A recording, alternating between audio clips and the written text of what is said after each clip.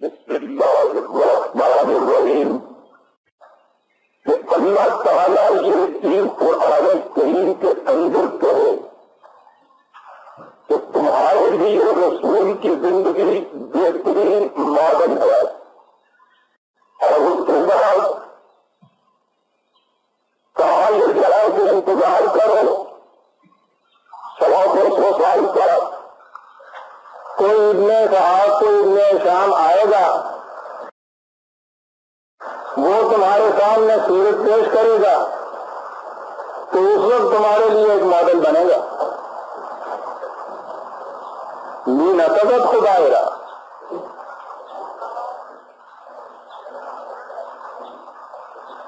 اس کی سند کیا ہے کہ جو کچھ یہ انسان پیش کریں گے وہ وہی ماڈل ہوگا جو اللہ تعالیٰ کے پیش نظر تھا، اور انہیں انسانی کوششوں کا تو نتیجہ ہے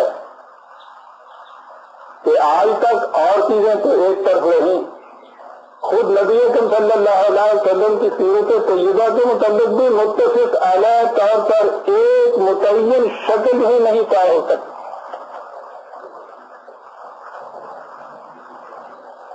یہ ہمارے فہم کی غلطی تھی۔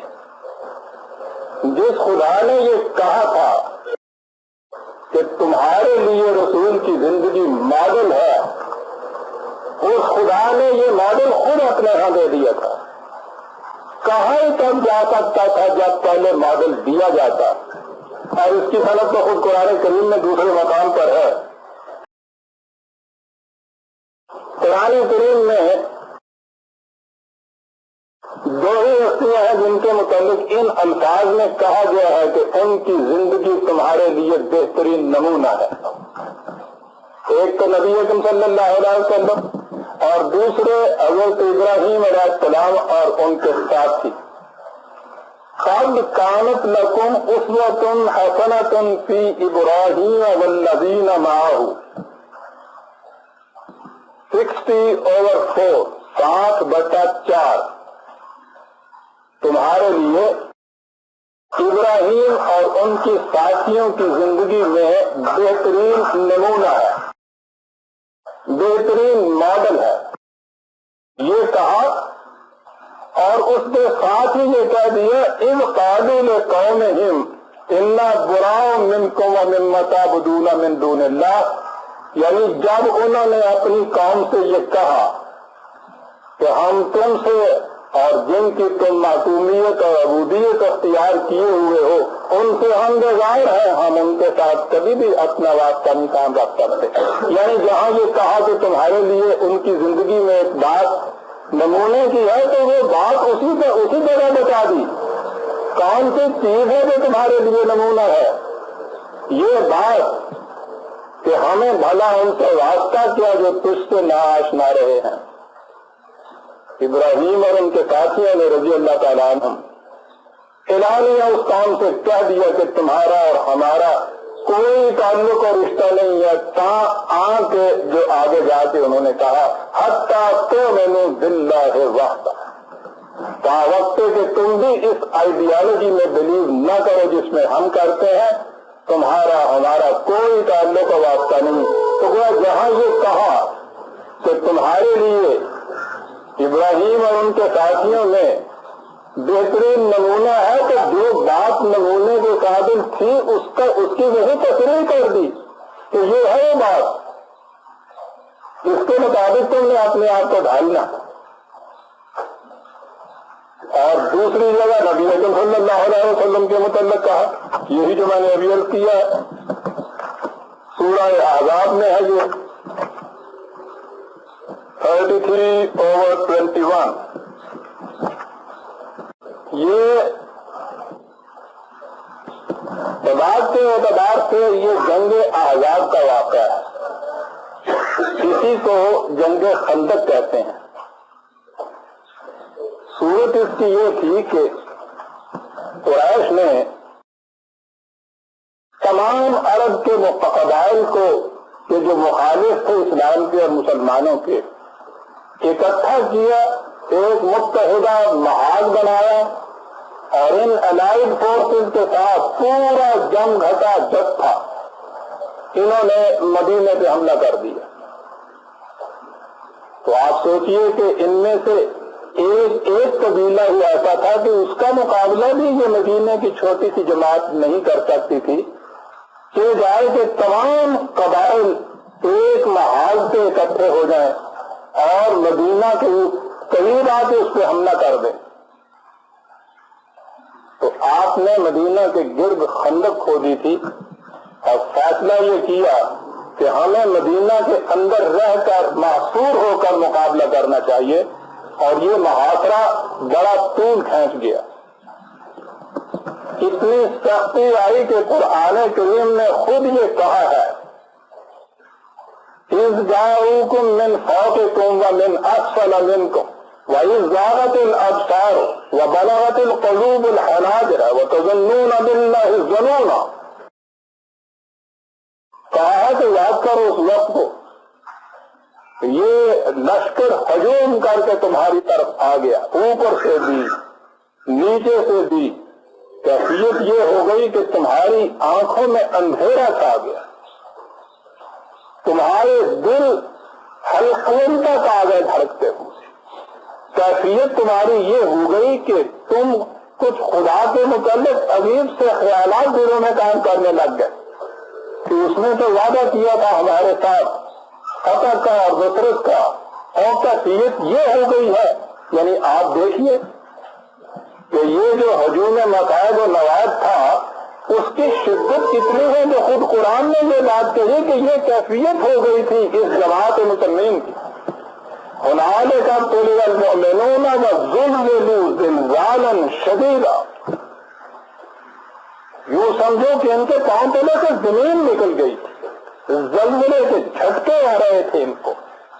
بڑی سخت آزمائش تھی، اور اس تمام زلزلے کے جھٹکوں کے اندر پہاڑ کی چٹان کی طرح ایک شخصیت قائم کھڑی تھی، اور وہ تھی نبی اکرم صلی اللہ علیہ وسلم کی ذات گرامی.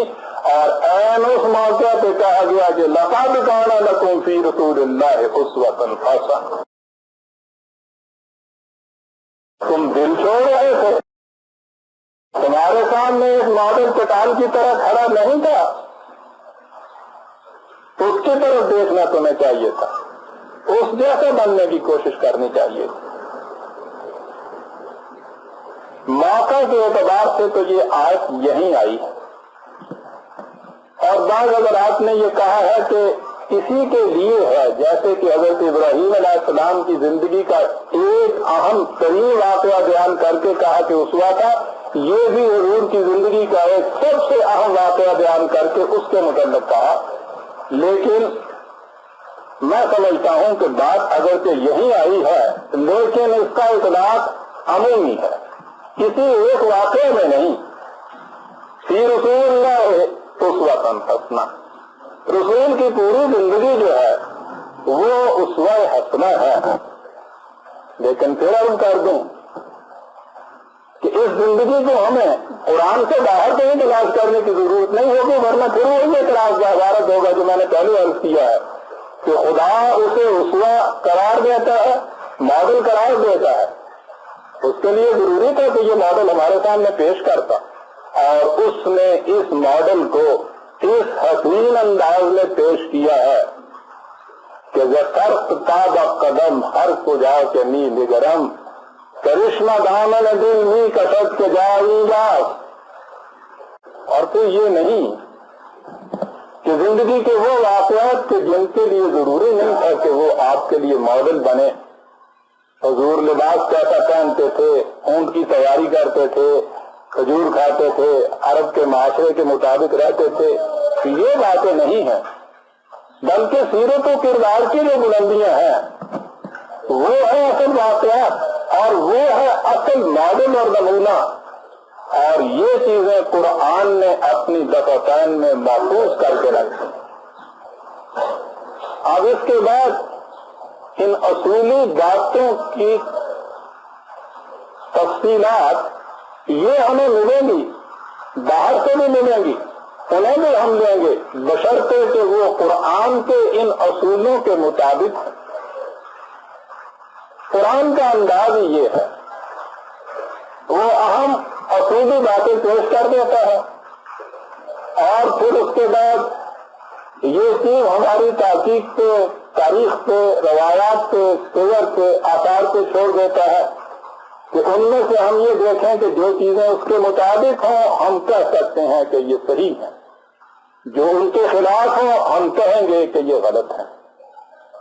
نبی اکرم صلی اللہ علیہ وسلم کی سیرت طیبہ مرتب کرنے کا بھی طریق یہ ہے، قرآن نے تمام اصولی گوشے اپنے اندر دے دیے ہیں، انہیں لیجیے زید و عنوان بنائیے اور پھر اس کے بعد آپ تاریخ کی طرف جائیے، تاریخ کے جو واقعات اس کی تائید کرتے ہوں انہیں صحیح سمجھ کر لیتے چلے جائیے۔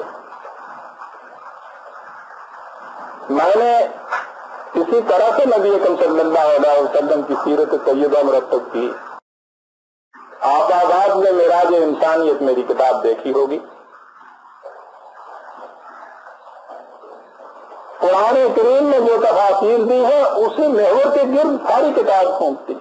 ذخیم کتاب قریباً 900 صفحے کی بڑے سائز کی، اور ابھی میں نہیں کہہ سکتا کہ میں نے پورا استیاب کر لیا تھا کہ تمام کی تمام قرآن کی متعلقہ آیات آ گئی تھیں، اہم آیات اس میں آ گئی۔ یہ ہے طریقہ حضور کی سیرت مرتب کرنے کا اور سیرت کا مطالعہ کرنے کا۔ آج کے اس مختصر سے وقت میں اسی اصول کے تابع چند گوشے نبی اکرم صلی اللہ علیہ وسلم کی ذات طیبہ کے میں پیش کروں گا، اور اس میں ایک بات اور بھی قابل غور ہے، وہ نمونہ یا ماڈل یا اسوہ ہم انسانوں کے لیے پیش کیا گیا ہے، تو ظاہر ہے کہ ماڈل اور نمونے کے معنی یہ ہیں کہ دوسرا شخص اس کے مطابق بن سکتا ہے، اگر اس کے مطابق بن نہ سکے تو وہ نمونہ کیسے ہو سکتا ہے؟ نمونے کے معنی یہ ہے کہ تم ایسے بن سکتے ہو۔ اس لیے اگر ہم یہ پہلے سے فرض کر لیں کہ حضور تو ما فوق البشر تھے، ان کا کیا کہنے ہے، جو کچھ وہ کر گئے کسی انسان کی کہاں تاب و مجال کہ وہ ویسا کر سکے، اگر یہی بات تھی تو پھر یہ اسوۃ حسنہ ہمارے لیے کیسے بن گئے؟ قرآن نے تو خود دوسری جگہ کہا ہے کہ اگر اس زمین پر فرشتے بستے تو ہم فرشتے کو رسول بنا کے دیں گے، یہاں انسان بستے ہیں اس لیے ہم نے انسان کو رسول بنا کے بھیجا، اور اسی لیے رسول بار بار اعلان کرتے چلے جاتے ہیں اور انما انا بشر مثلکم۔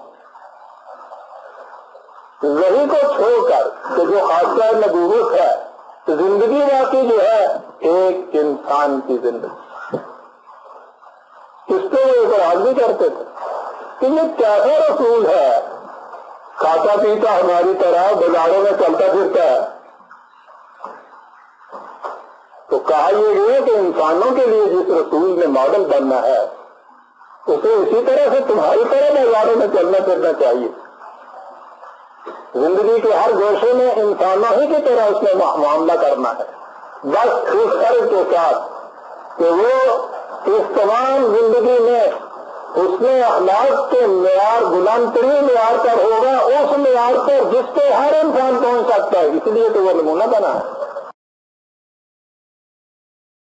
اب اس میں قرآن نے جو تفاصیل دی ہیں، بعض باتیں تو ایسی آئیں گی جو خاصہ نبوت ہوگا، وہ جو یوحا علیہ کہہ کے استثناء کر دی ہے، ایکسپشن کر دی ہے خود قرآن نے، اسے تو الگ رکھیے، اور باقی جتنے زندگی کے قواعد و حالات ہیں وہ یہ کہیے کہ وہ ہمارے آپ کے قیامت تک کے انسانوں کے لیے بہترین نمونہ، اسوہ حسنہ اور ماڈل ہے۔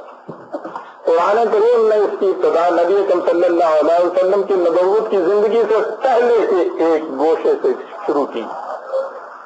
نبی کی کیفیت عجیب ہوتی ہے، وہ جس ماحول میں پیدا ہوتا ہے اس ماحول میں جتنی چیزیں خرابیوں کی ہوتی ہیں وہ انہیں کبھی پسند نہیں کرتا، اس کا جی نہیں لگتا ان چیزوں،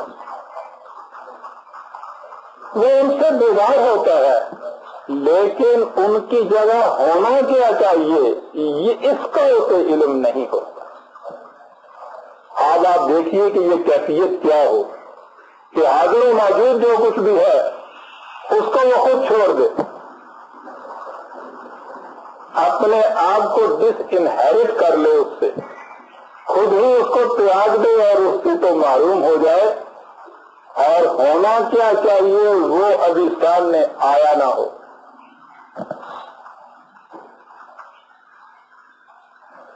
یہی وہ چیز تھی جسے میں نے اپنی کتاب میں بڑی تفصیل سے لکھا ہے، اس کے چند فکرے یہاں بھی میرے سامنے ہیں۔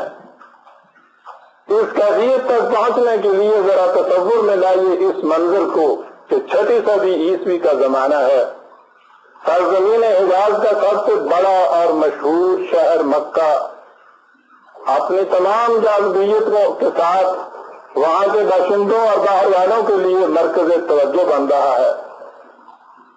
اس توجہ کی بنیادی وجہ خانہ کعبہ ہے، جس کا حقیقی مقصد تو ان کی نگاہوں سے اوجھل ہو چکا ہے، لیکن اس کی عقیدت لوگوں کو دور دور سے اس کی طرف کھینچے لیے آتی ہے۔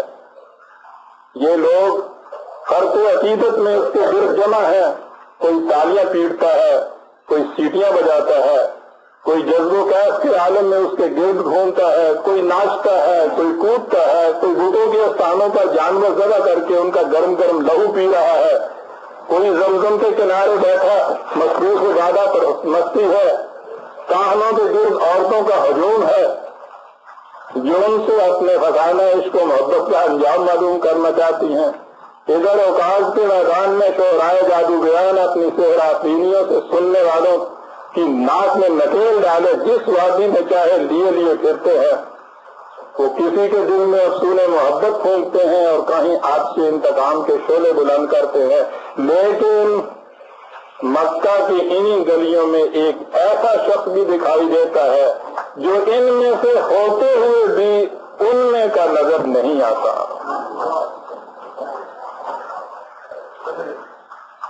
اسے نہ حریم کعبہ کی ان ہنگامہ آرائیوں میں کوئی جاذبیت دکھائی دیتی ہے، نہ اوقاز کی رستہ روزیوں میں کوئی کشش۔ وہ ان پڑھ ہے لیکن عیسائی راہبوں اور یہودی عالموں کے پاس جاتا ہے کہ شاید انہی سے حقیقت کا سراغ مل جائے۔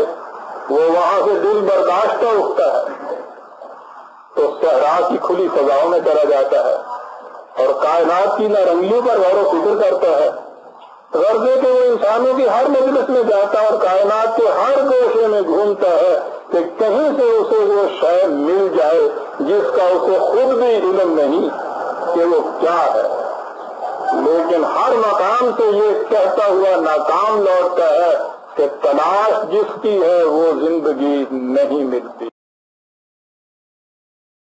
وہ اسی طرح مضطرب و بے قرار پھرتا ہے کہ ایک شب لیلائے حقیقت یک بیک اس کے سامنے نمودار ہو جاتی ہے اور اپنے حسین چہرے سے یوں نقاب اٹھاتی ہے کہ اس کے تبسم سے کائنات جگمگا اٹھتی ہے۔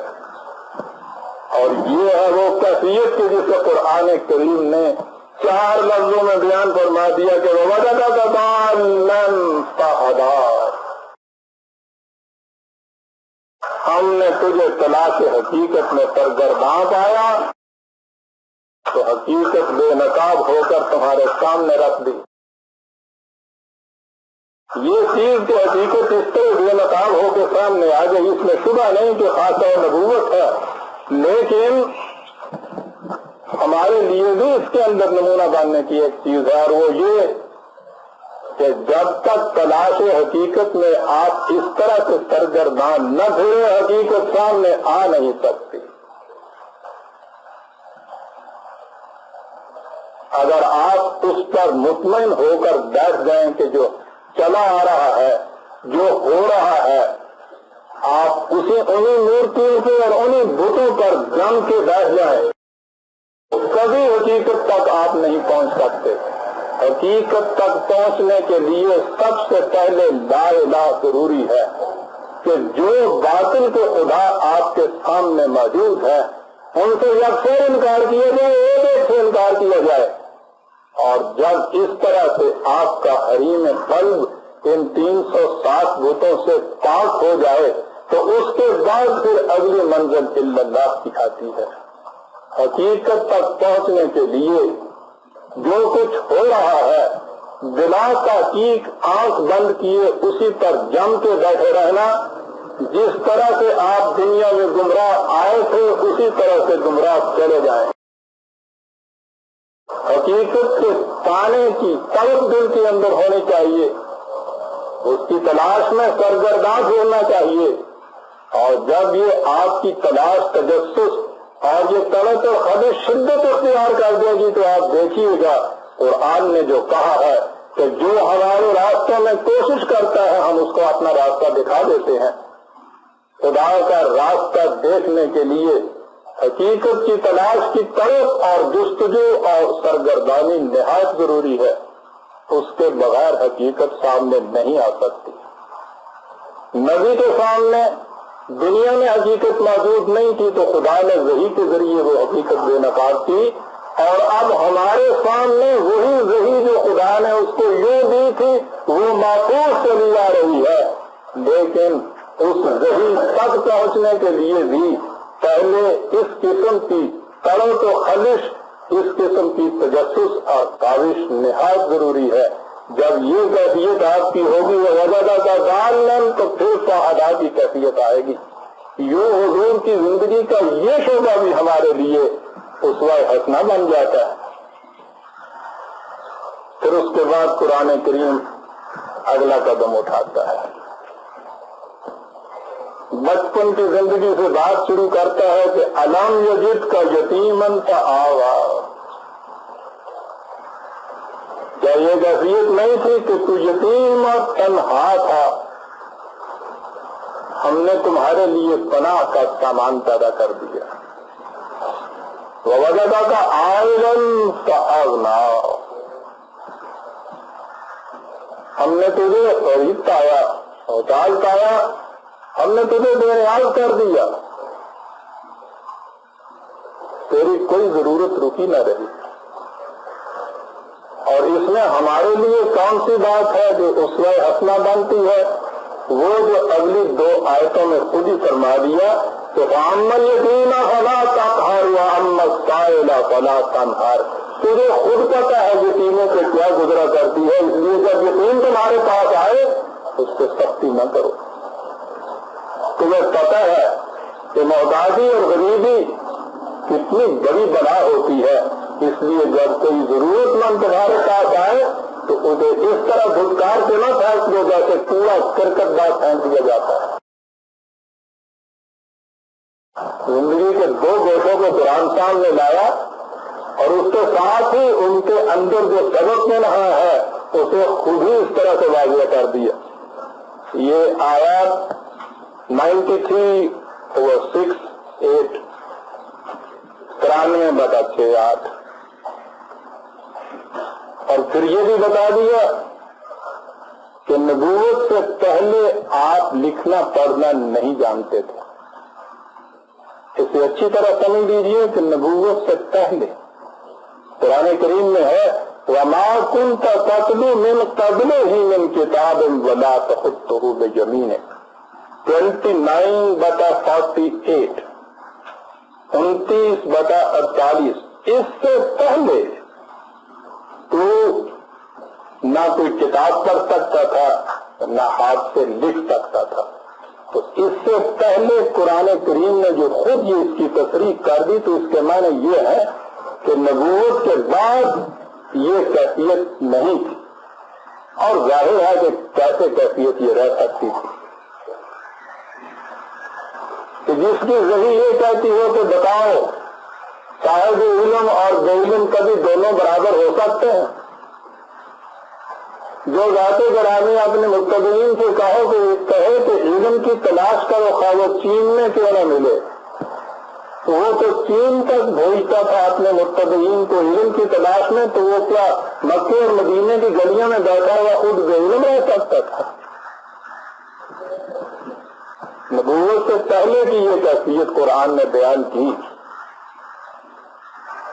اور یہ بھی ایک اعجاز تھا کہ جو شخص وہی پانے سے پیش کر عام طور پر بھی جسے خواندہ کہتے ہیں وہ نہ ہو، وہ وہی ایسی پیش کرے کہ عرب کے اتنے بڑے فقہاء اور اتنے بڑے علم جاننے والے، وہ یہودی علماء ہوں، عیسائیوں کے رہبر ہوں یا خود عرب کے شعراء ہوں، ان میں سے کوئی شخص اس وحی کی اس ایک آیت کے ممثل کوئی آیت نہ بنا کے لا سکے۔ یہ خود ایک اعجاز تھا، اور اسی لیے نبوت سے پیش کر آپ ان پڑھ رہے، لیکن نبوت کے بعد میں ہی قرآن کی یہ سند ہمارے پاس موجود ہے۔ نبوت ملی تو کیا اس کے بعد کیفیت یہ تھی کہ کارا کے خبرش باز نہ ہے؟ آپ کو پتہ ہے کہ تصوف والوں کے یہاں سب سے بڑا کمال کیا ہے کہ جسے حقیقت کی خبر مل جاتی ہے خود اس کی خبر پھر کہیں سے نہیں آتی، ہاتھی میں اور باز آئے۔ یعنی اندازہ لگائیے، حقیقت کی خبر دینے کے لیے گئے اور وہاں کیفیت یہ کہ ایک ہی لگائے تو نفاق ہو گئے، حقیقت سامنے آئے تو اپنا ہی پتہ نہیں رہا کہ ہم کیا۔ لیکن نبی کی تو یہ کیفیت نہیں ہوتی، اس کو جب حقیقت کا علم ہوتا ہے تو اس لیے کہ دنیا میں جہاں جہاں بھی باطل ہے اس کی جگہ اس حقیقت کو جا کے وہ بے نقاب کر کے رکھ دے۔ وہ آتے اس لیے ہے کہ تاریخ کا دھارا موڑ دے، انسانیت کی دنیا میں اتنا عظیم انقلاب برپا کر دے کہ یہاں انسانوں کے خود ساختہ نظام ہے زندگی کی جگہ وحی کی خطوط پر مرتب شدہ ایک معاشرہ قائم ہو جائے۔ اور آپ سمجھتے ہیں کہ اتنا عظیم انقلاب لانے کے لیے کتنی بڑی ذمہ داری کا بوجھ اس کے اوپر آ جاتا ہے۔ یہاں آپ معاشرے میں سے ایک خرابی کو دور کرنا چاہیں تو مایوس ہو کر بیٹھ جاتے ہیں کہ نہیں سر یہ تو نہیں دور ہو سکتی۔ ہر شخص آج کہتا ہے کہ نہیں سر رشوت تو ہمارے یہاں سے جا ہی نہیں سکتی، معاشرے کی ایک خرابی۔ اور جس میں کیفیت جہاں یہ ہو کہ سینہ تمام داغ تمبا پجا میں ہم سارا معاشرہ ہی غلط روش کے اوپر جا رہا ہو، اس کے ہر روش و باطل کو مٹا کر اس کی جگہ ایک صحیح روش کو قائم کرنا کتنی بڑی ذمہ داری تھی، جس کے متعلق کہا کہ وَوَضَعْنَا عَنْكَ وِزْرَكَ الَّذِي أَنقَضَ ظَهْرَكَ، اس ذمہ داریوں کے بوجھ نے تیری کمر توڑ رکھی تھی۔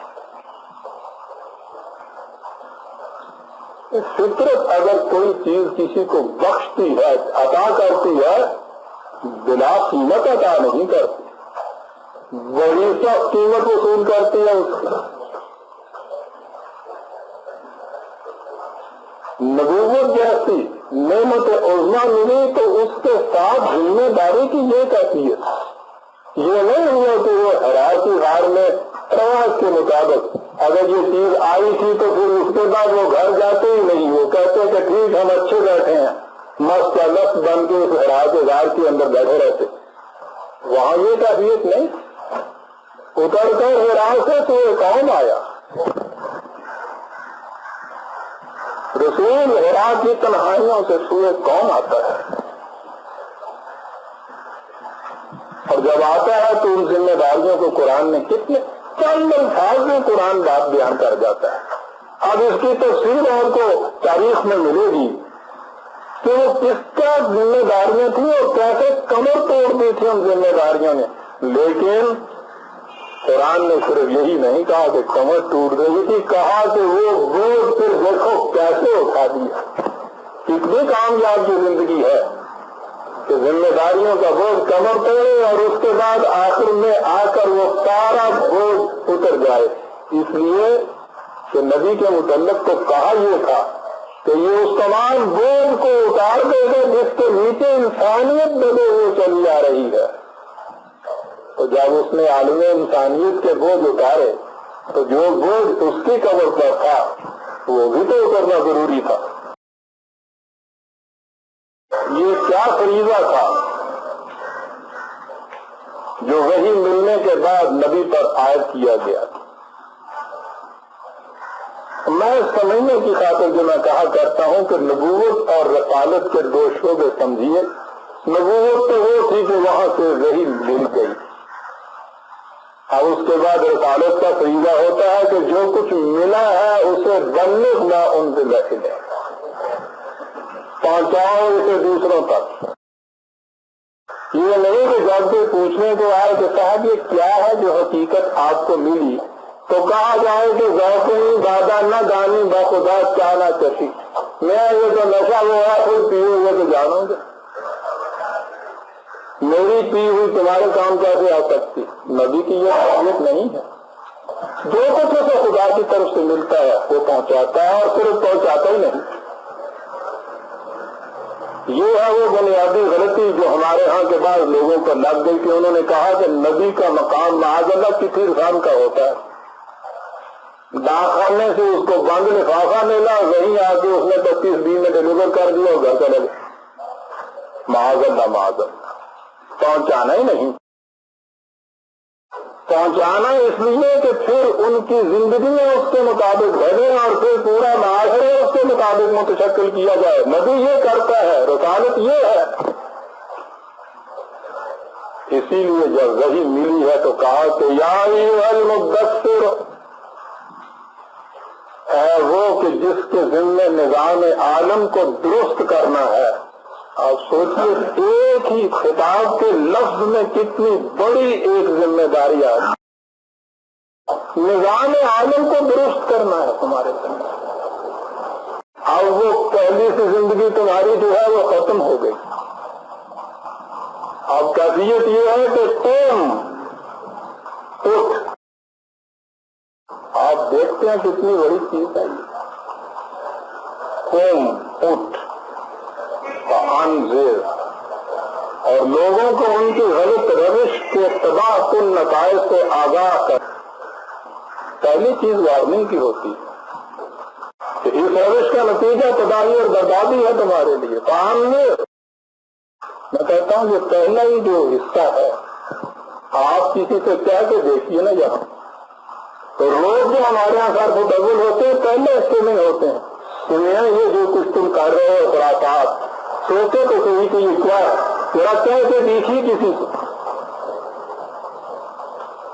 کسی بھنگے خانے کے بھنگی سے بھی کہہ کے دیکھیے. وہاں جو بیٹھا ہوا ہوتا ہے ایک اللہ والا، اس کے متعلق اس کی شان میں کچھ کہہ کے دیکھیے اور پھر دیکھیے تماشا کیا مانتا ہے. کسی جھوٹے کو جھوٹا کہہ کے دیکھیے، منافق کو منافق کہہ کے دیکھیے، باطل پرست کو باطل پرست کہیے. خدا کے ساتھ جو شرک کرنے والے ہیں ان کی کسی ایک روش کے متعلق اعتراض کر کے دیکھیے. یہ تو انذار ہے نا. آپ صرف اسے ابھی وارننگ دے رہے ہیں، آگاہ کر رہے ہیں کہ تمہاری روش غلط ہے. پہلے ہی مرحلے کے اندر شرط اول قدم آنست کے مجنون ایسی مثبت پہلے تو ابھی آگے چل کے آ رہا ہے. یہیں سے بات طوفان زور سے شروع ہوتی ہے. آپ دیکھیے کتنا بڑا مرحلہ ہے، کتنی بڑی ذمہ داری ہے. اور یہی نہیں قرآن نے اس بات کو ختم کیا. انذر، خدا کے علاوہ جن طاقتوں کے اوپر یہ اپنا سر جھکاتے ہیں بتاؤ کہ یہ کس قدر وجہ تذلیل انسانیت ہے. اور اس کی جگہ کرو کیا، وربا کا فقط دیر، اپنے رب کی کبریائی کو مسلط کر دو اس دنیا کے اندر کہ جھکنا صرف اس کے سامنے، کسی اور کے سامنے نہیں. سروری زیبا فقط اس ذات دو ہمتا کو ہے. اتورا ہے ایک وہی باقی بتان آزری. برادران عزیز سوچیے تو صحیح، یہ جو بار وربہ کا فکبر کہہ دیا. قرآن کریم دو لفظوں میں کیا بات کہہ جاتا ہے. اور کتنی عظیم ذمہ داری ہے جو ایک رسول کے ساتھ عائد ہوتی ہے. اور یہ ہے اسے اپنا آپ کے لیے آپ نے سمجھا کہ وہ لمبی لمبی قبائیں پہن کے سر پہ آپ نے وہ اربوں کی طرف رستہ باندھ دیا تو آپ رسول کے رنگ میں رلے گئے. یہ ہے وہ چیز. پہلی بات یہ کہ اگر آپ حقیقت تک پہنچے ہیں تو پہلی چیز یہ ہے کہ جتنا معاشرہ آپ کا ہے انظر اس کو آگاہ کرو کہ تم غلط روش پہ جا رہے ہو. اور اگلا قدم یہ ہے کہ اس کی جگہ صرف ایک خدا کے قانون کی کبریائی دنیا کے اندر تم نے قائم کر دی. یہاں آپ کے لیے اسوہ حسنہ بنتا ہے. بات شروع کہاں سے کی جائے گی؟ دنیا میں قاعدہ یہ ہے کہ دوسروں کے خلاف دوسروں کے ساتھ مخالفت مول لینے والا اپنے گھر بار والے ذات برادری والے کنبوں والے اقربین ان سے بنا کے رکھتا ہے. اس لیے کہ یہی تو ایک جگہ ہے جس سے اس کی قوت قائم ہے.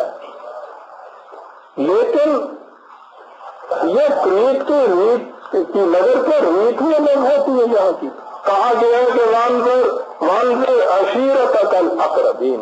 سب سے پہلے ان گھر والوں کو جگہ ہوتا ہے. یعنی باہر والوں سے تو مخالفت بعد میں کرنی ہے. سب سے پہلے گھر والوں سے مخالفت اہل خاندان کو سب سے پہلے. اور بات بھی یہ ہے حقیقت میں برادران عزیز اگر اپنوں میں ہی آپ اصلاح نہیں کر سکے دوسروں میں کیا آپ اصلاح کریں گے؟ انہیں کہنے کے لیے کس طرح سے آپ جائیں گے؟ پہلی چیز یہ.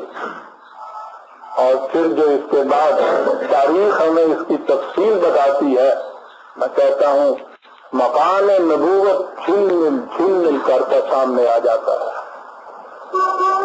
یہ ہے وہ جو فراست نبوی جہاں آتی ہے. بات کہنے کا طریقہ الگ صبح مشکل سے باہر چھوٹی سی پہاڑی کے اوپر آپ کھڑے ہو گئے. عربوں کے یہاں قاعدہ تھا کہ جب کہیں کوئی بڑا ہی خطرہ نظر آ رہا ہو دور سے کوئی بھانتے کہ کوئی حملہ اور لشکر چلا آ رہا ہے تو وہ ایک آواز دیا کرتے تھے لوگوں سے کہ نیند کے ماتوں اٹھو تمہیں پتہ نہیں تمہارے سر پہ کیا خطرہ منڈرا رہا ہے. حضور پہاڑی سے تشریف لے گئے اور وہاں جا کے آپ نے کپڑا ہلا کے یہ کہنا شروع کیا. کہنے والا وہ ہے کہ جس کی 40 سالہ زندگی میں ان لوگوں نے اسے امین کا لفظ خلقاب دے رکھا ہے جس کے متعلق ابو سفیان ہرقل کے دربار میں کہتا ہے کہ ہم نے اسے ساری عمر کبھی جھوٹ بولتے نہیں سنا.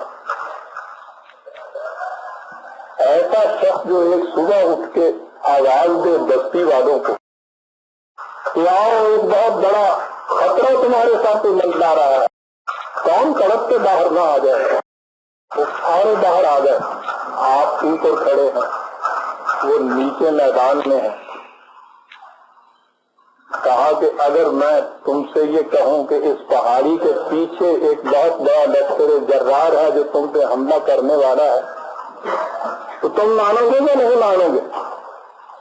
انہوں نے کہا کیوں نہیں مانیں گے اس لیے کہ تم نے کبھی آج تک جھوٹ ہی نہیں بولا. لیکن اس میں ایک اور بات بھی تھی. آپ جو پہاڑی کے اوپر کھڑے تھے تو یہیں سے تو پتا چلتا ہے کہ مقام نبوت کیا ہے. یہ لوگ تھے نیچے میدان میں. ایڈوانٹیجز پوزیشن اوپر والے کی یہ ہے کہ وہ ادھر والوں کو بھی دیکھتا ہے ادھر والوں کو بھی دیکھتا ہے. میدان میں جو کھڑے ہیں وہ ایک ہی طرف دیکھ سکتے ہیں.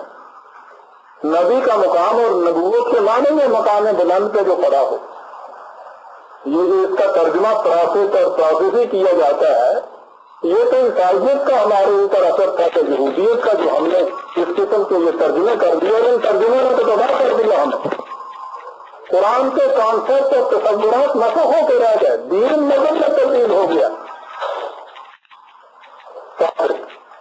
تشریح کرنے والا،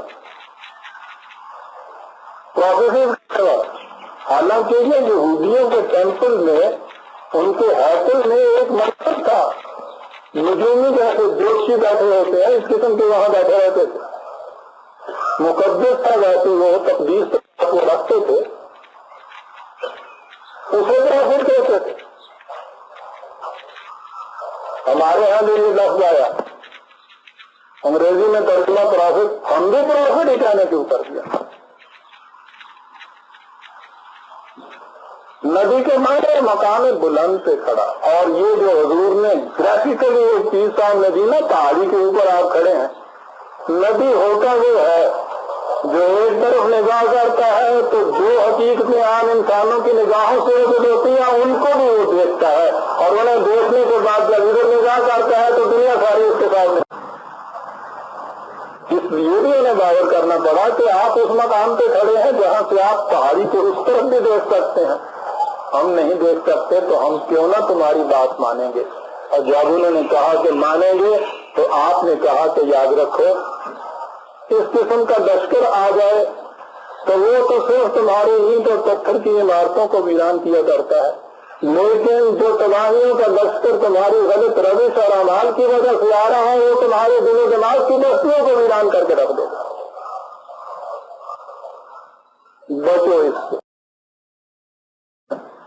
سب سے پہلے جو سب سے قریبی چچا تھا اس نے ہی کہا کہ تم نے اس بات کہنے کے لیے ہمیں صبح صبح دینوں سے بیدار کر کے یہاں بلا دیا، کیا بات کرتے ہو؟ لوگوں سے کہا کہ سنتے ہو یہ کیا کہتا ہے؟ وہ کہتا ہے کہ وہ تمام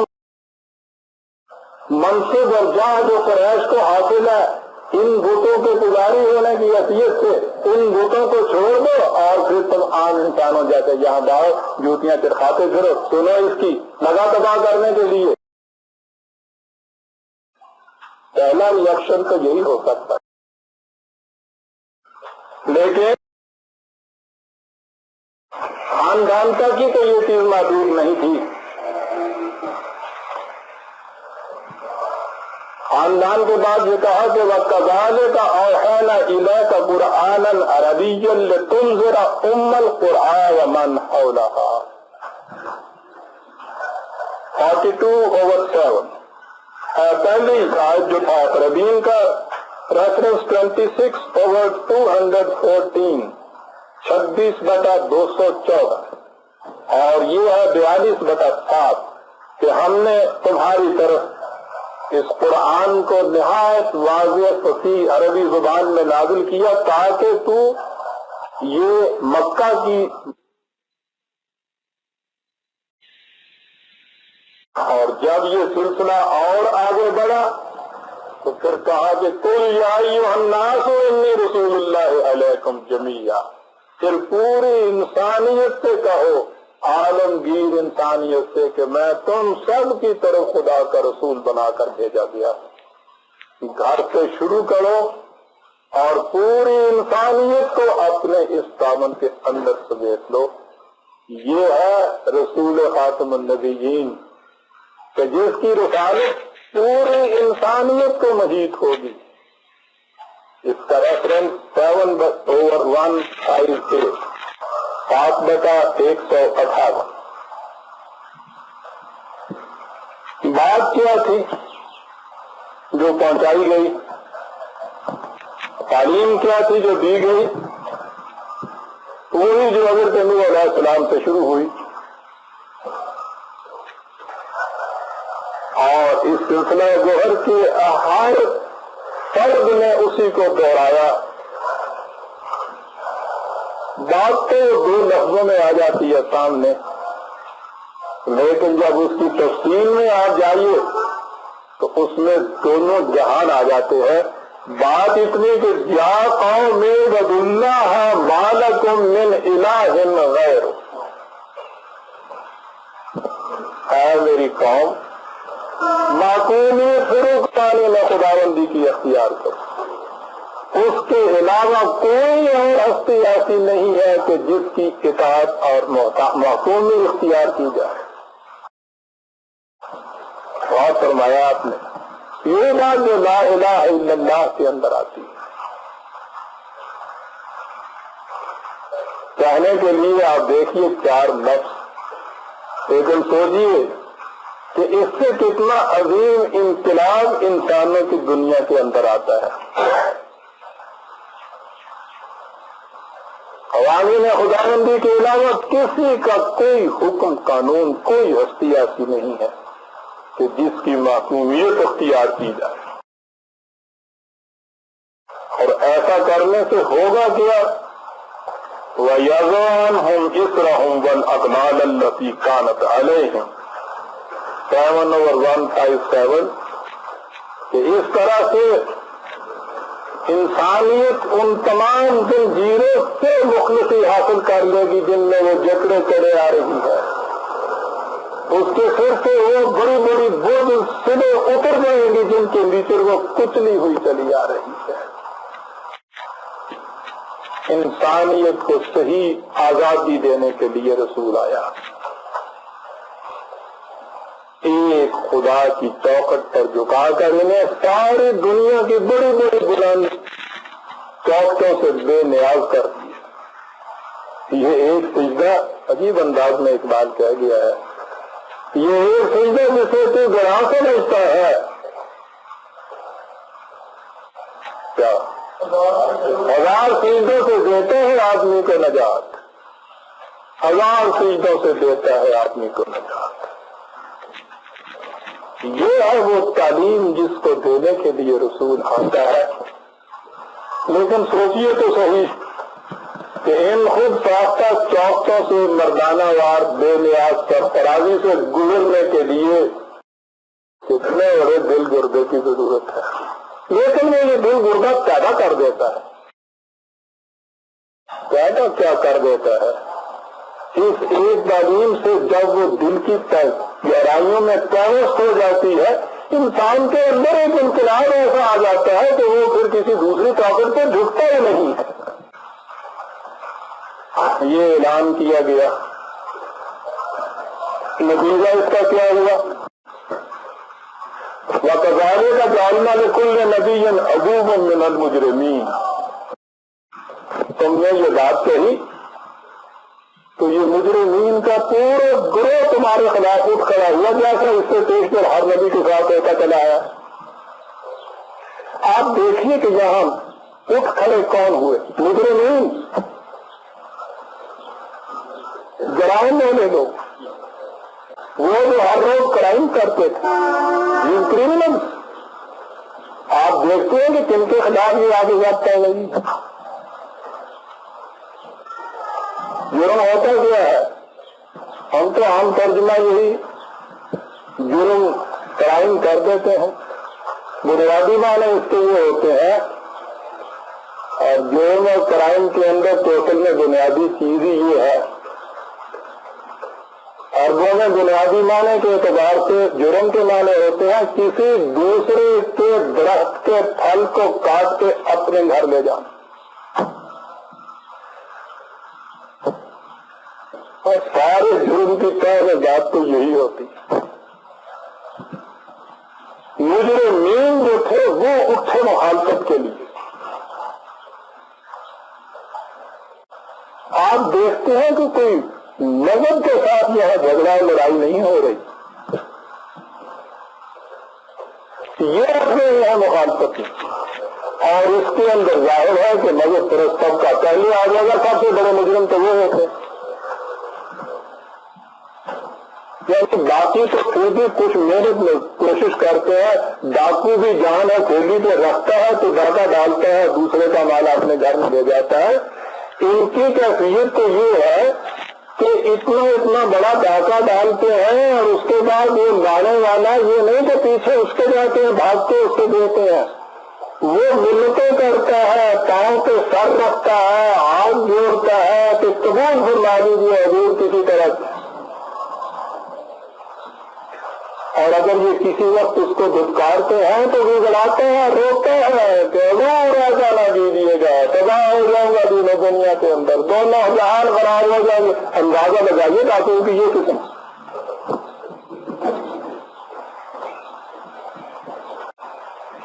غلامی دنیا میں بدترین چیز ہوتی ہے، لیکن غلام کی سارے عمر اس کوشش عارضی میں گزر جاتی ہے کہ کسی وقت میں آزاد ہو جاؤں. یہاں یہ کیفیت ہے کہ اگر وہ زنجیریں توڑ کے اس کو آزاد کرنا چاہتا ہے تو بغیر زنجیر کے اس کے دروازے پہ کھڑا رہتا ہے. کتنا بڑا جادو ہے یہ. نبی آتا ہے اس قسم کے ڈاکوؤں سے بھی یہ چیز چھیننے کے لیے. مجرمین تو سب سے پہلے جو قرآن نے اسی لیے یہاں مجرمین کہا ہے, دوسرے مقام پہ مترفین کہا ہے.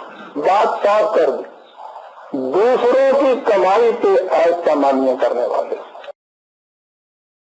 اگر اس کو بدل جائیں گے, روح آپ دیکھیں گے ہر جگہ احتکار فرما نظر آئے گی. آپ بارش آ گئی سنیے تو یہ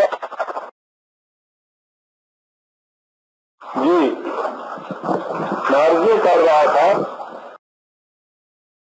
تو اب مخالفت شروع ہو رہی ہے. مخالفین کیا کہہ رہے ہیں؟ کوئی دلیل دے رہے ہیں, کوئی برہان پیش کر رہے ہیں, اس کے دعوے کی تردید کر رہے ہیں. کچھ نہیں, ایک ہی لفظ ہے, دھاندلی جسے کہتے ہیں. کیا کرتے تھے؟ وقالوا نحن اکثر اموالا و اولادا وما نحن بمعذبین. تو ہمارا جتھا بہت بڑا, اتنی دولت ہمارے پاس, ہم جو جینے ہیں اس کے خلاف کریں, ہمیں کون سزا دینے والا ہے؟ کوئی پوچھنے والا ہمیں نہیں ہے. مال اور اولاد کے زور پہ وہ کہتا یہ ہے کہ ادعو اللہ علی بصیرت, میں جو تمہیں دعوت دیتا ہوں تو علی وجہ بصیرت دعوت دیتا ہوں. ہاتھوں برہانکم ان کنتم صادقین, اگر تم اپنے دعوے میں سچے ہو تو کوئی دلیل پیش کرو. یہ دلیل پیش کی جاتی ہے تو دیکھتے نہیں ہیں ہمارا جتھا کتنا بڑا ہے, اور پھر اس کے بعد ارے روپیہ اتنا ہے سپریم کورٹ تک لڑ لیں گے, دیکھیں گے ہمیں کون سزا دے سکتا ہے. ٹھیک ہے, دلیل ہوئی نا. قرآن نے کہا یہ 34/35 34/35 قرآن نے کہا ہے کہ یہ کوئی نئی بات نہیں. وما ارسلنا فی قریۃ من نذیر الا قال مترفوها انا بما ارسلتم به کافرون. تمہارے ساتھ یہ نہیں ہوا. جس انقلابی رسول نے آ کر یہ انقلاب آخری پیغام دیا, قوم کا وہ طبقہ جو دوسروں کی کمائی پر اپنی آپ کی پرورش کرتا تھا, اس نے ہمیشہ آ کے اس کی مخالفت کی اور کہا کہ ہم کبھی ماننے کے لیے تیار ہیں تم کہتے. ان کی مفاد پرستی میں ڈاکٹر تھی. برادران آپ دیکھتے ہیں کہ محمد نے کہا ہے یہ پہنتا ہوا, یہ مذہبی مناظرہ نہیں ہے اس میں. وہ تو ایک عظیم انقلاب تھا یہ جو رسول آ کے لاتے تھے. وہ تو ہم نے ان کو ان کے مقام بلند سے نیچے اتار کر ان کو مذہب کی سطح کے اوپر ہم دیا. اب ہمارے ذہن میں ایک رسول کی بھی حیثیت ایک وارث کی سی رہ جاتی ہے. یہ بات نہیں. خود یہ جن کے ساتھ محاذ جن کے خلاف قائم ہو رہا ہے یا جو مخالفت کے اوپر اترتے ہیں, قرآن دیکھیے کس طرح سے ان سے. نبی اکرم صلی اللہ علیہ وسلم کے متعلق بھی ایک گوشہ ہے. قرآن نے کہا ہے کہ یہ جو تھے مترفین, یہ جتھے والے, انہوں نے اپنے میں سے ایک اپنا نمائندہ چنا. کیا کوالیفیکیشن تھی اس نمائندے کی؟ وَجَعَلْتُ لَهُ مَالًا مَمْدُودًا, بڑی دولت اس کے پاس تھی. یہ جو آپ آج کہہ رہے ہیں نا کہ معاشرے میں عزت کا, بڑائی کا, شرف کا,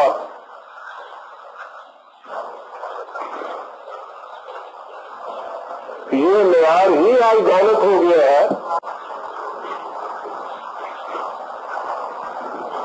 یہ کوئی بڑی بات نہیں، شروع سے یہی چیز چلی آ رہی ہے۔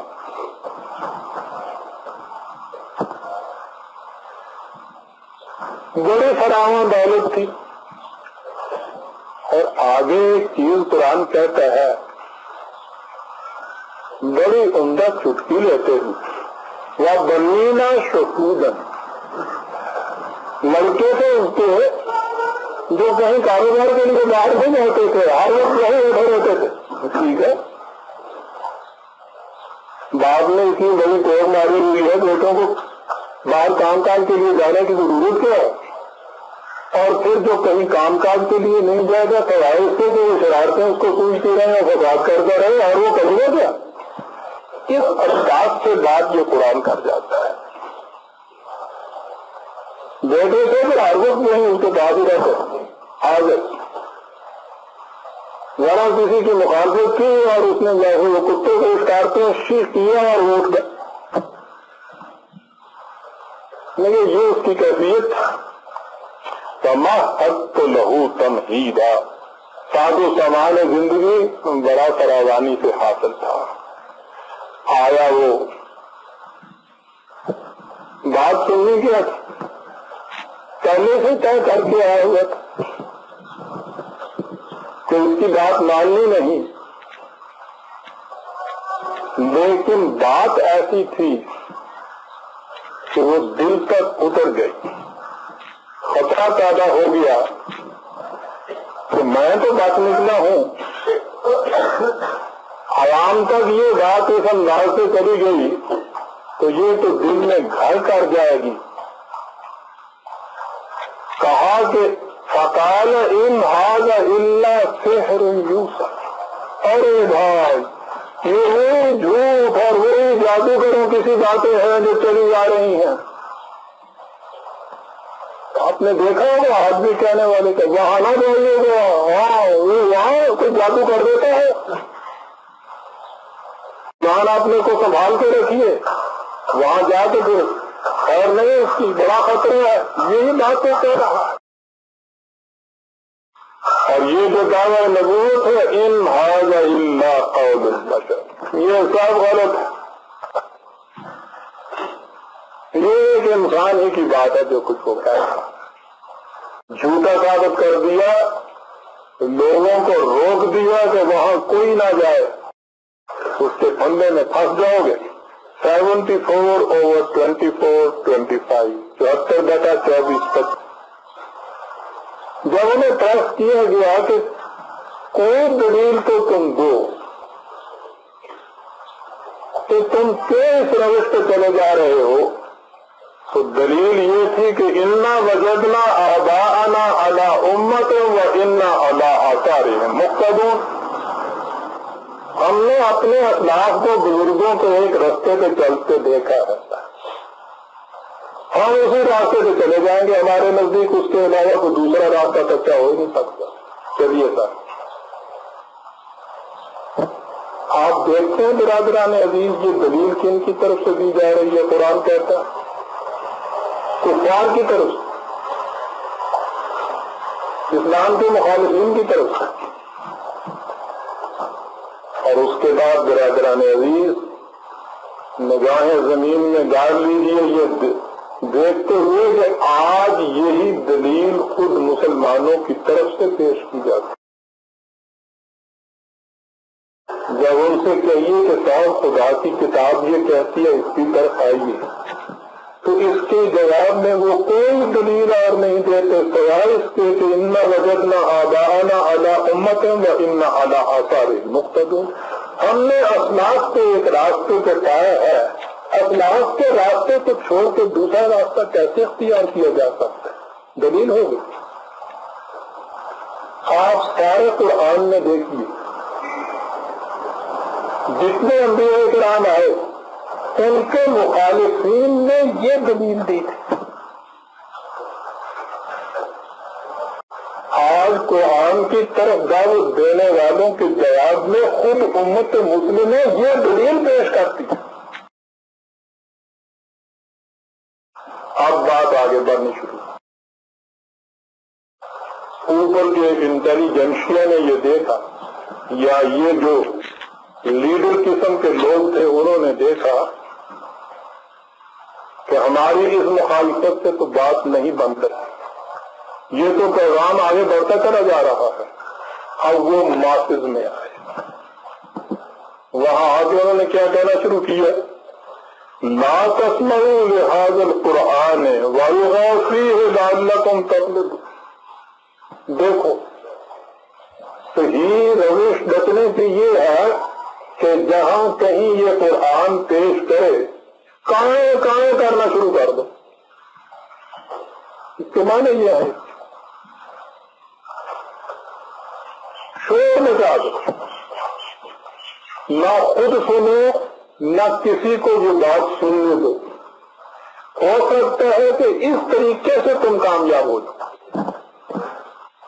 دلیل و برہان سے تو کامیاب نہیں ہو سکتے۔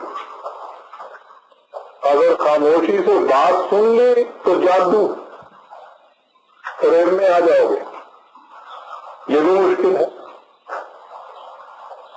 کرو کیا؟ شور مچاؤ، نہ خود سنو نہ کسی کو سننے دو، شاید اس طرح سے تم اس کے اوپر غالب آ جاؤ۔ 41/26۔ اب اس کے بعد پھر آگے آئیے مذہب پرست طبقہ، جس کے یہاں سچائی کا معیار یہ ہے کہ حضرت صاحب سے کرامات تربیت ہو۔ اب یہ حضرت صاحب کے متعلق جب یہ بات ہو تو ایک نبی کے متعلق تو آپ پوچھیے نہیں نا کہ دین میں کیا چیزیں ہونی چاہیے تھی۔ اب وہ عوام کو کیا کہہ رہے ہیں؟ کہتے ہیں کہ وقت یہ کس قسم کا رسول ہے؟ یا کل الطعام ویمشی فی الاسواق، بازاروں میں چلتا پھرتا ہے، تمہاری طرح کھانا بھی کھاتا ہے، یہ کیا رسول ہے؟ کیسا ہونا چاہیے؟ انزل الیہ ملک فیکون لہ نذیرا، چاہیے یہ کہ خدا کا رسول ہے تو اس کے ساتھ ایک فرشتہ ہو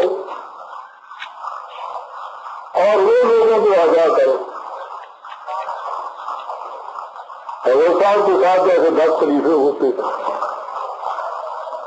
اس کے جناب میں بھی یہ ہونا چاہیے، وہ انسان نہیں ہونا چاہیے، فرشتے آنے چاہیے، وہی طریق ما فوق البشر ہونے کا تصور ذہن میں۔ مذہب کے میدان میں جسے بھی ذرا سا بزرگ سمجھا جائے اسے عام انسانوں سے الگ تھلگ سمجھا جاتا ہے۔ پہلے تو خود ہی عام انسانوں سے الگ تھلگ وضع اپنی تراشتا ہے، لباس اور قسم کا، وضع قطع اور قسم کی، بہت کم ملنا جلنا، زیادہ خلوتوں کے اندر ہی رہنا، یہ خدا سے زیادہ قریب ہے، مقرب ہے، اس لیے انسانوں سے زیادہ دور ہے۔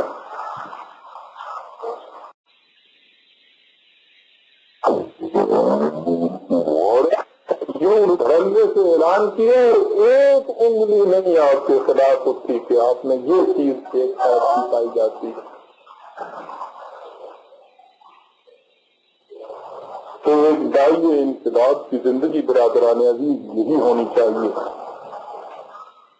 کہ وہ ضرورت اور خلفت میں دوستوں سے اور مخالفین سے ہر ایک سے یہ کہہ سکتے کہ ارے بھائی تم میری زندگی سے اندازہ لگاؤ کہ میں کیسا انسان۔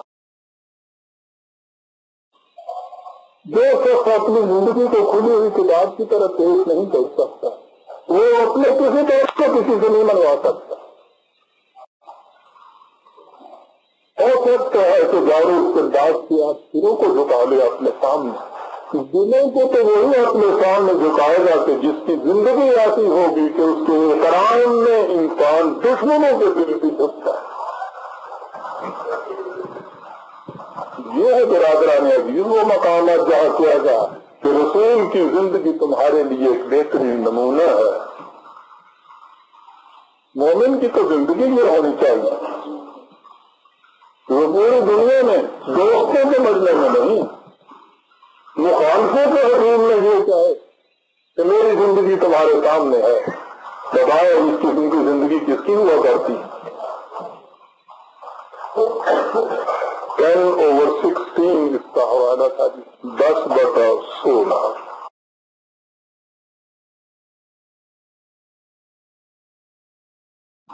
مخالفت کتنی سخت تھی، قرآن کریم نے ایک لفظ میں اس کو ادا کیا، وَأَنَّهُ لَمَّا قَامَ عَبْدُ اللَّهِ يَدْعُوهُ كَادُوا يَكُونُونَ عَلَيْهِ لِبَدًا، 72/19۔ جب یہ اللہ کا بندہ، آپ دیکھتے ہیں مقام کیا ہے، وہ ذات اقدس و اعظم جن کے متعلق بڑا طور پر ایمان ہے ہمارا، اور انسانیت اس کی گواہ ہے کہ دعوت خدا بزرگ تو یہ قصہ مختصر، خدا اس بلند ترین جو خطاب دیتا ہے وہ ہے عبداللہ، خدا کا عبد، اس کا معصوم، اس کی اطاعت کرنے والا۔ سب سے بڑا مقام انسانیت کا یہ ہے برادران، کہا کہ جب یہ خدا کا عبد کھڑا ہوتا ہے لوگوں کو اس کی دعوت دینے کے لیے، اپنی طرف نہیں، تو یہ نظر آتا ہے جیسے کہ اس پہ اس طرح سے یورپ کر کے لپٹ جائیں گے کہ توڑیں گے نہیں اس کو۔ ادھر یہ کچھ ہو رہا ہے، ادھر اس داعیے انقلاب کو تاکید ہو رہی ہے کہ اصبر علی ما یقولون، جو کچھ یہ کہتے ہیں، جو کچھ یہ کرتے ہیں، دیکھنا کہیں استقامت کو نہ چھوڑ دینا، تمہارے پاؤں میں لغزش نہ آنے پائے ان باتوں، ثبات قدم، استقامت کے ساتھ دوسری چیز یہ کہ ان کی مخالفت کی وجہ سے کہیں یہ بات نہ تمہارے دل میں آ جائے کہ چھوڑو ان کم وقتوں کو، مجھے کیا پڑی ہے، میں نے کیا ان سے لینا ہے، میرا کام تو ان تک بات پہنچا دی، اگر اسی طرح سے مخالفت کرتے رہے ہیں تو جہاں جہنم میں تباہ ہوتے ہیں، تو ہو کہا نہیں وقت کے نہیں انتبصر نفس بما کسبت، تم اپنی بات ان تک پہنچاتے ہو، ایسا نہ ہو کہ کوئی شخص اپنی بدعمالی کی وجہ سے اس لیے تباہ ہو جائے کہ اس تک سچی بات نہیں پہنچی تھی، وہ یہ کچھ کر رہے ہیں۔ داعیے انقلاب کو یہ تاکید ہو رہی ہے، اور کس قدر مشفقانہ انداز ہے اس طبیب کا کہ مریض ضد کر رہا ہے، گالیاں دے رہا ہے، دوائی نہیں پی رہا ہے، پتے دے رہا ہے، اور طبیب مشفق ہے کہ اس سے کہا جا رہا ہے کہ دیکھنا اس کی ان باتوں سے کہیں تم نے دل برداشتہ نہ ہو کر علاج ہی چھوڑ دو اور اس وجہ سے اس کی جان چلی جائے، نہ ہوئی کہ یہ کچھ کرتا ہے، معذور ہے، مجبور ہے، تم نے اس مقام پہ نہ اتر آنا، کہیں ایسا نہ ہو کہ کوئی شخص یہ دماغ کہتا بس تباہ تو اس میں ہو رہا ہے نہیں امال کی وجہ سے، لیکن ایسا نہ ہو کہ اس لیے تباہ ہو گیا کہ اس تک بات نہیں پہنچی تھی۔ 6/70 اس کا ریفرنس ہے برادران۔ مخالفت کی یہ کوششیں بھی ناکام ہیں۔ اب اگلا مرحلہ آتا ہے، آپ دیکھیں گے ہر مقام پہ وہی مراحل سامنے آئیں گے۔ آپ اگلا مرحلہ کیا ہوتا ہے کہ اس نے قوت بھی حاصل کر لی ہے، اور یہ جو دھاندلی ہم نے اس کے ساتھ کی ہے اس سے تو یہ جھکا بھی نہیں ہے، بات بڑھتی چلی جاتی ہے۔ اگلی بات کیا ہوتی ہے، کمپرومائز کر دیا جائے، وہاں پہ سارے اختلافات میں نظر رکھتے سارے پوزیشن کی ٹائٹنگ لگ جائے گا، اور اس کے بعد پھر کہا جائے اس کو یہ کہ آؤ بھائی کمپرومائز کر لو، کچھ تم آگے بڑھو کچھ ہم پیچھے ہٹتے ہیں، اور اس طرح سے دان پیدا ہو گیا۔ جیسا کہ میں اکثر کہا کرتا ہوں، جو شخص حق پر ہوتا ہے وہ پہلے ہی اپنی آخری مقام پر ہوتا ہے، اس سے اگر ایک انچ وہ پیچھے ہٹ گئے تو باطل ہو جاتا ہے۔ وہ جو مثال میں دیا کرتا ہوں، ایک شخص کہتا ہے 2 اور 2 4 ہوتے، دوسرا کہتا ہے کہ نہیں 2 اور 2 6 ہوتے، اور وہ آپس میں جھگڑتے ہیں اور درمیان میں آ جاتے ہیں چلو کرانے والے، تیرے بھائی اس طرح سے کام کرنے گا نہیں، تم اپنی بات پہ اڑے ہوئے ہو، وہ اپنی بات پہ اڑا ہوا ہے، اس طرح سے تو مخالفت چلی جائے گی۔ آؤ ایک بات کے اوپر کچھ تم جھکو کچھ تم ہٹو، 2 اور 2 5 پہ ہوا کر لیتا، تو 2 اور 2 6 کہہ رہا تھا، اس کا تو کچھ بلا نہیں، پہلے بھی وہ باطل پہ تھا اب بھی وہ باطل پہ، یہ تو 2 اور 2 4 کہہ رہا تھا، یہ تو اگر سبا طور پہ بھی مان دے گا تو اپنا مقام دیا اس کا۔ لوگ اسے ضدی کہتے، لفظی فرق ہے، جو حق کے اوپر ہے اسے رسول پرست کہا جاتا ہے، مخالفین اس کو ضدی کہتے۔ اس قسم کی ضد 1000 مطابق اور مطابق کے اوپر قربان کی جا سکتی ہے برادروں میں، ہاں مطابق اور مطابقتیں قربان کی جا سکتی ہیں اس قسم کی ضد پر، یہ حق پرستی ہے۔ اور وہ اس حربے کو لے کے آ گیا، وَإِذَا تُتْلَىٰ عَلَيْهِمْ آيَاتُنَا بَيِّنَاتٍ قَالَ الَّذِينَ لَا يَرْجُونَ لِقَاءَنَا ائْتِ بِقُرْآنٍ غَيْرِ هَٰذَا أَوْ بَدِّلْهُ۔ قرآن کا پیش کیا جاتا ہے ان کی طرف تو آ کے کہتے کہ دیکھیے صاحب ساری باتیں تمہاری ماننے کو تیار ہیں، یہ جو تم قرآن میں بھی بات کہتے ہو نا یہ ذرا سخت گزرتی ہے ہم سے، یا تو تم یہ کرو کہ اس قرآن کی جگہ کوئی اور قرآن دے، اور اگر یہ شخص بہت گران ضرورت یہ سنتے نہیں مان سکتے تو اس میں ہمارے حسب منصب کوئی تبدیلیاں کر دیں، میں اس کے لیے تمہاری عمل بڑھائے گے۔ 68/8 اور اس کا جواب ان سے کیا ملتا ہے، ما يكون لي أن أبدله من تلقاء نفسي إن أتبع إلا ما يوحى إلي إني أخاف إن عصيت ربي عذاب يوم عظيم۔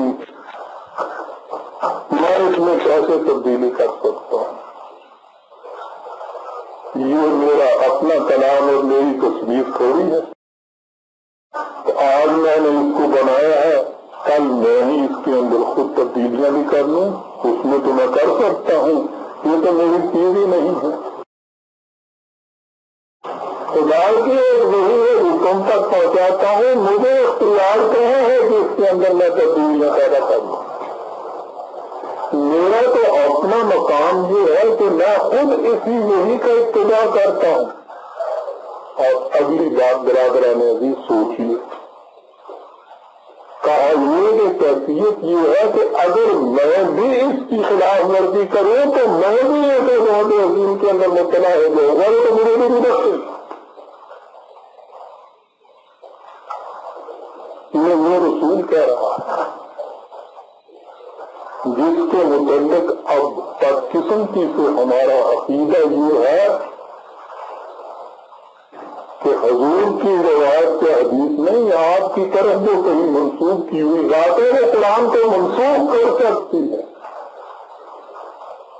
تو آج میں رسول کی زبان مبارک سے یہ کہلوایا گیا کہ میں کیسے اس میں تبدیلی کر سکتا ہوں، میں تو اس کا اتباع کرنے والا ہوں، اگر میں اس کی خلاف ورزی کروں تو میں بھی آزاد عظیم کے اندر مبتلا ہو جاؤں گا۔ قانون شکنی کرنے والا تو ڈاکو جس کا خمیازہ اس کو روکنا پڑتا ہے،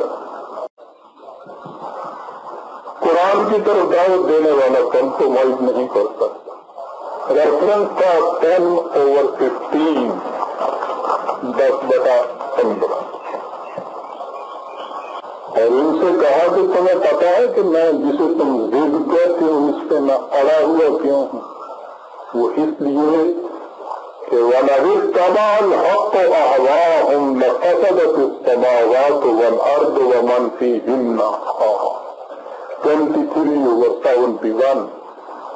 کہا کہ تمہیں پتا ہی نہیں کہ حق ہوتا کیا ہے، اس کا مقام کیا ہے۔ کہا کہ اگر حق باطل کا ابتدا کرنے لگ جائے تو اس ساری کائنات کا سلسلہ درہم برہم ہو جائے۔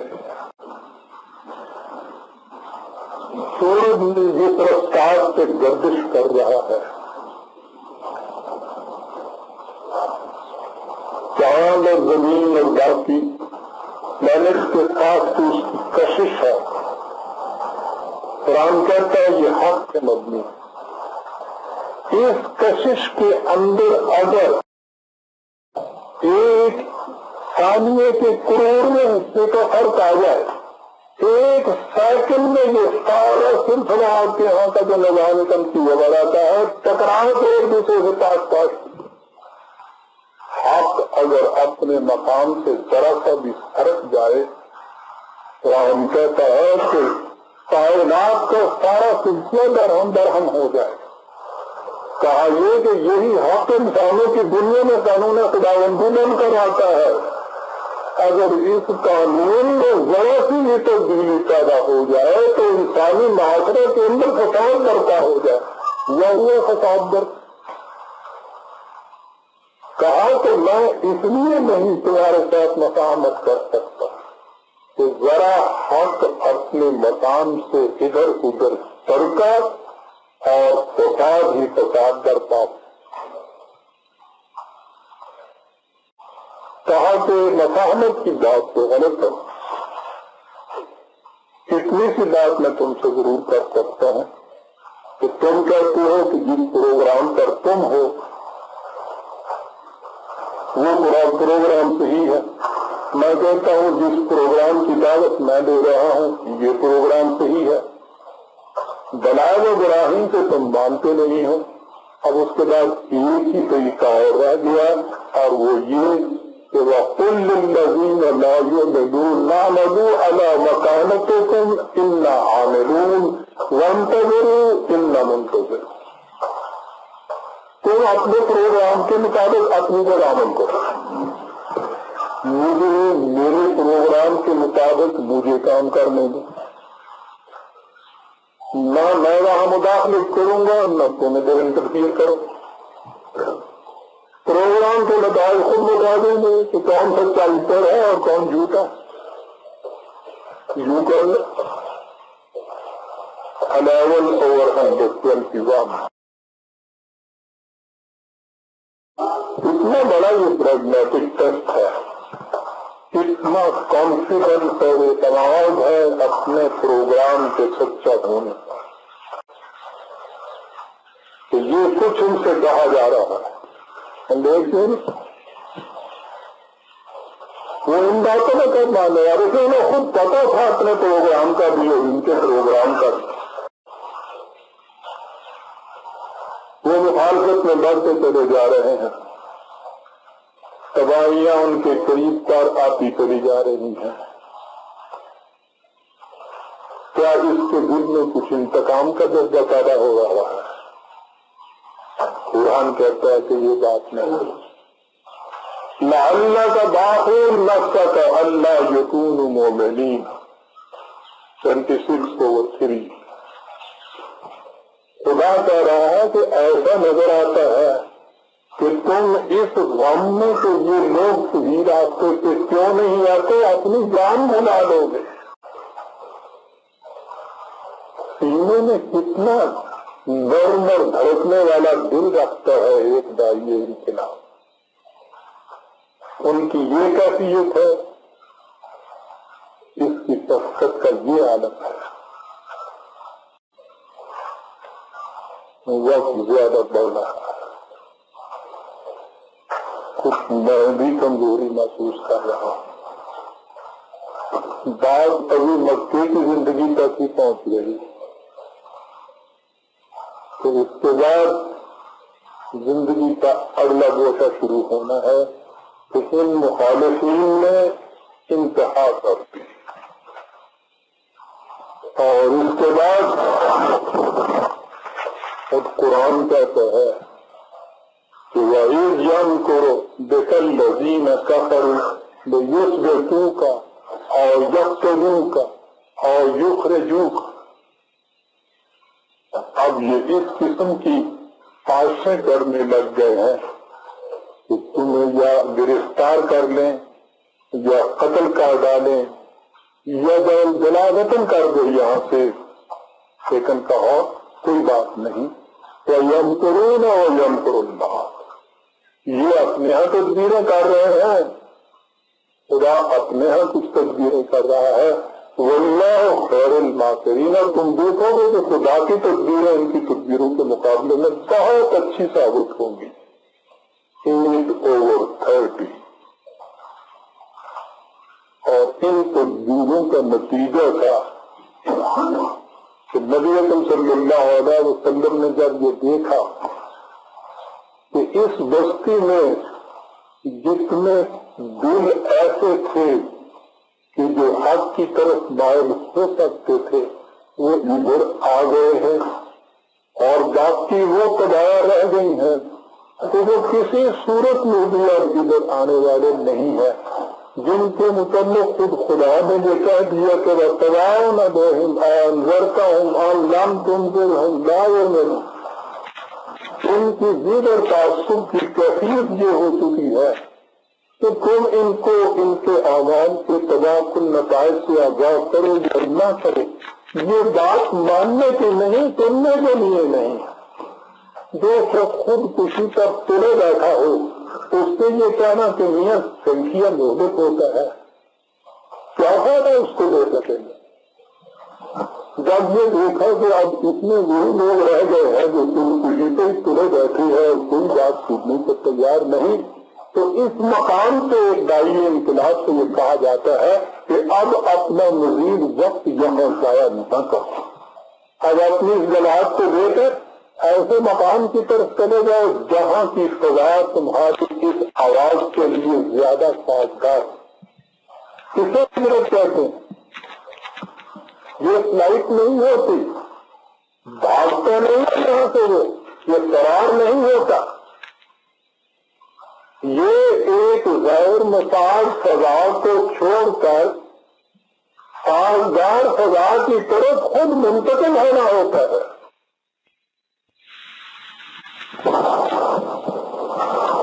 اور یہی وجہ ہے کہ یہ جانے والا جاتے وقت یہ دعا مانگتا ہے کہ وَقُلْ رَبِّ أَدْخِلْنِي مُدْخَلَ صِدْقٍ وَأَخْرِجْنِي مُخْرَجَ صِدْقٍ وَاجْعَلْ لِي مِن لَّدُنكَ سُلْطَانًا نَصِيرًا۔ 17/80۔ اے میرے نشو و نما دینے والے، جہاں سے مجھے نکلنا پڑے وہاں سے میں نکلے میں حق اور صداقت کو ساتھ لیے ہوئے، جہاں میں داخل ہوں وہاں بھی حق اور صداقت کو لیے ہوئے داخل، اور تو ہر مقام پہ میرا مددگار اور مجھے غلبہ عطا کرنے والا ہونا۔ اور یہ تھی وہ شب ہجرت کہ جس میں ایک ساتھی کو ساتھ لے کر رات کی تنہائیوں میں یہ داعی انقلاب مکے کو چھوڑ کر مدینے کی طرف حاضر ہوا۔ قرآن کریم نے اس مقام کے ایک واقعہ کو بھی اپنے آغوش میں محفوظ کر لیا ہے۔